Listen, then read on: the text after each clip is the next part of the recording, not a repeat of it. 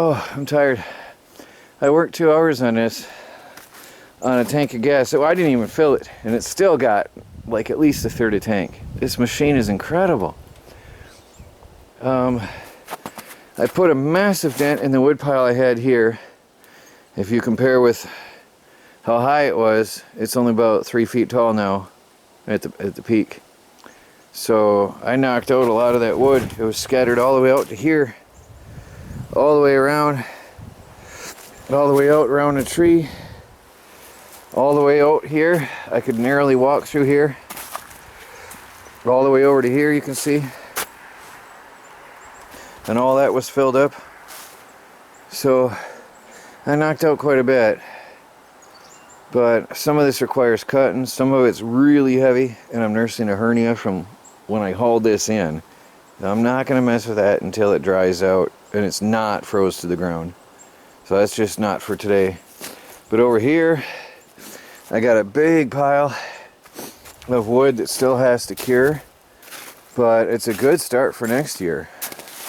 If you consider how much we've got for next year, got a lot of spillover from the pile.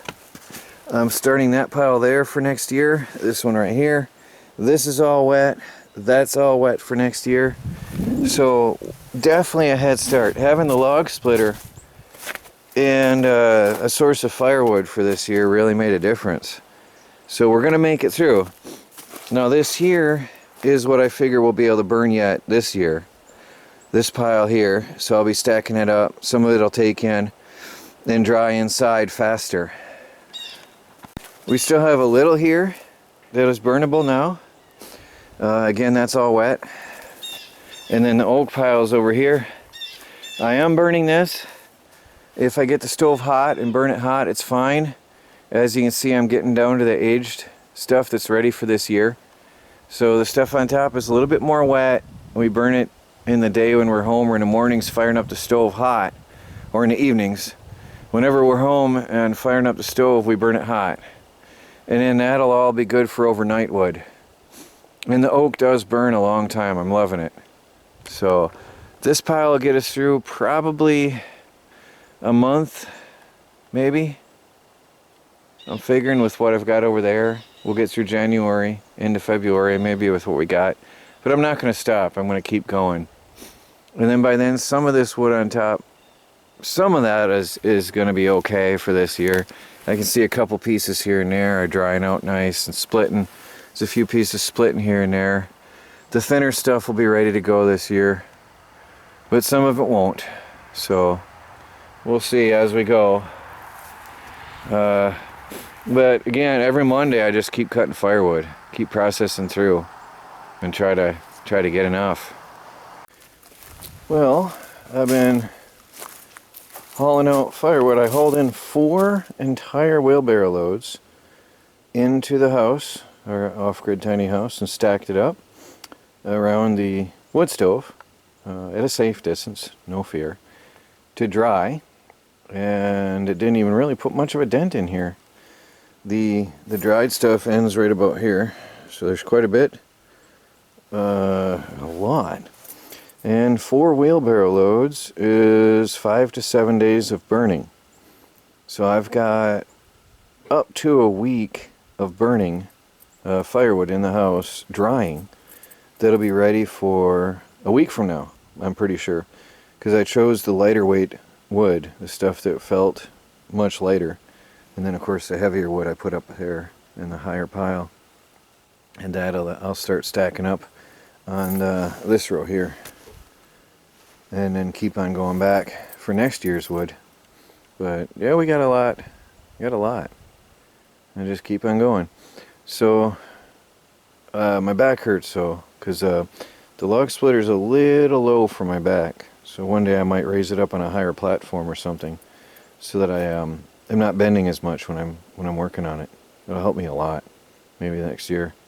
But I'm resting and taking a break, and then I'll get back to this, and I plan on taking all of this dried stuff and doing something with it today. All of it yet today. Well, I got 8 wheelbarrow loads in, and still got probably another 1 or 2 left. Some of this here but I'm sore. My back hurts. Becoming an office worker softens you up. No insult meant to office workers, because I am one now. But that softens you up, I'll tell you. I'm sore. Not what I was before last year, or the other years. But, yeah, about 2 more wheelbarrows of good stuff. But I've got 8 wheelbarrow loads in the house. You can see how much area is cleared from what I had here.